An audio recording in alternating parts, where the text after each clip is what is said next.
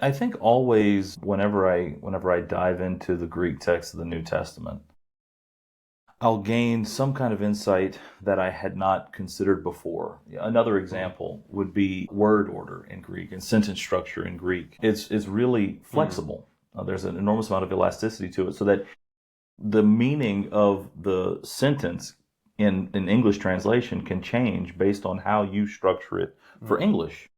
I can't think of any examples right off the top of my head, but that's often one of the first things I notice is like, well, this sentence in Greek is structured this way, which could mean this, and it could also mean that. And figuring out grammatically and syntactically why you would prefer. So one of the dangers in knowing a little Greek is that you start to think that I've noticed this difference, so I can choose which one I like more. Well, not necessarily.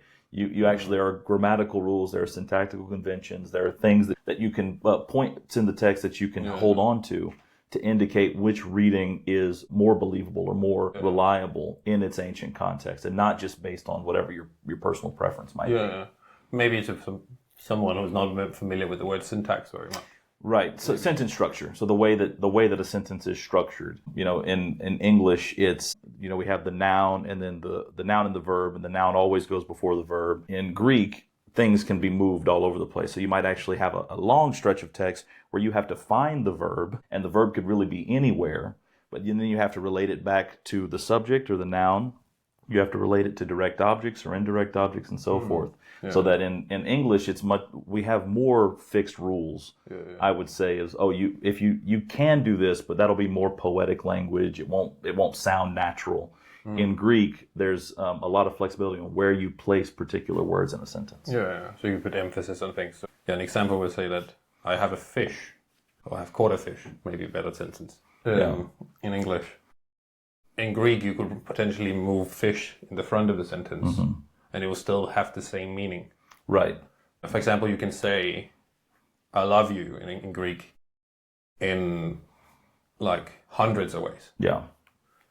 So in English, there's very few ways you can say that sentence, but in Greek, I don't know, it was Dan Wallace did an experiment with it once, and it was thousands of examples that he came up with. Fascinating. Just because one is word order, but there's also different words in Greek that mean love. And if you exchange one over another, then you have a new, and then the combinations become right. Yeah. So that's one of the fascinating things about Greek, and you can front load things that you want. So they also can front load things that they think is important for this sentence or for the argument that they're making. Yeah, and they can also repeat things. So essentially repeat in English, but it's two different words in Greek to show emphasis. Yeah. I actually personally have an example from 2 Corinthians when Paul is talking about the suffering that he's going through. He's actually using his personal pronoun, the personal pronoun. So myself, I. He's using it 3 times in a row. Oh, yeah. In order to emphasize that the suffering that had put him to that closeness of death is because he tried to conquer these sufferings by himself. So when you read the Greek, you become aware that, the reason why he's talking about this and why he's putting it up front in front of the Corinthians is that he experienced this really hard thing and he tried to get out of it himself. And it failed miserably. Yeah.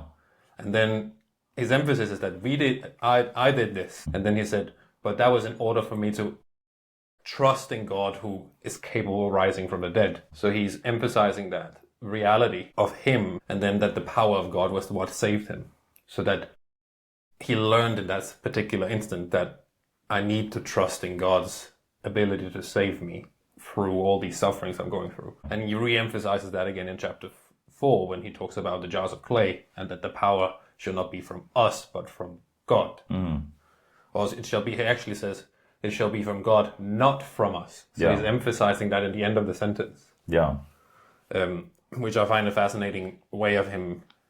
And he uses some of the same words, but I could actually go on for a long time about this because I find it very fascinating. But, but just to give an example of how you sometimes can use Greek in a way to emphasize things. Right.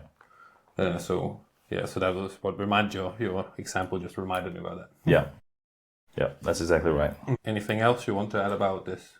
No, there are many reasons to study the ancient texts, and these are kind of the more immediate, upfront reasons that you learn a little Greek and you can start to see these things immediately. Yeah. And then things only become more interesting from there as you try to reconsider Greek verb tenses and how Greeks relate, or how Greek thinkers in the ancient world relate to time and how they convey time in their language, and really the layer upon layer of ways that you could pursue this. But certainly the two that I've mentioned are the most immediate. You can start to enjoy those benefits in just probably a few weeks or months of study. Yeah, exactly. And as my friend Casper said on the first episode of this podcast, there are goodies at every level. Yeah, it only gets more interesting the deeper down the rabbit hole you go, so to speak. Yeah, it's a good rabbit hole. It's not a bad one. No, it's a great rabbit hole. They're not all great. This one happens to be great. Yes, exactly. Yeah, so, yeah. And that's why I do this, because I want to get deeper. I want to emphasize the meaning that we can convey, not necessarily, and also, as we mentioned many times before, and I don't want to ride my hobby horse too many times, but the fact that we see things when we read in a different language that we might not be completely fluent in. Yeah. So I think it was Kendall who emphasized that when he was on the. It makes you slow down. You have to slow down and pay attention to every little detail. Yeah, exactly. Yeah. Just for re-emphasizing that point. Thank you for watching this clip. If you enjoyed it, you can find another one by clicking just over here. Or if you want to watch the full episode and dive a step deeper, you can find a link in the description below. Thank you for watching, and I'll see you in the next one.